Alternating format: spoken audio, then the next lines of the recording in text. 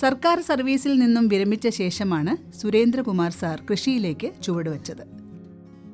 ഈ കാണുന്ന പച്ചപ്പൊക്കെ കൊറോണ കാലം മുതൽ വച്ചുപിടിപ്പിച്ചുണ്ടാക്കിയതാണ്. 2017 പ്രളയത്തിൽ ഈ പറമ്പും വീടുമൊക്കെ മുങ്ങിപ്പോയതാണ്. മുഴുവൻ പലതരം കൃഷികളാൽ സമൃദ്ധമാണ്. ജാതി മരങ്ങളുണ്ട്, തെങ്ങുകളുണ്ട്, മാവുകളും പ്ലാവുകളുമുണ്ട്.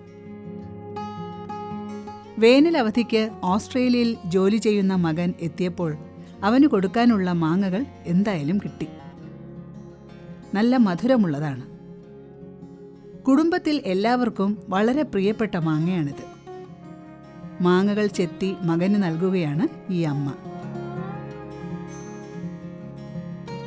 പടിഞ്ഞാറ്റുംചേരിൽ കടമ്പൂർ പാതയോരത്തെ സുരേന്ദ്രവിലാസം എന്ന വീട്ടിൽ അദ്ദേഹത്തോടൊപ്പം ജീവിത പങ്കാളി സരളയുമുണ്ട്.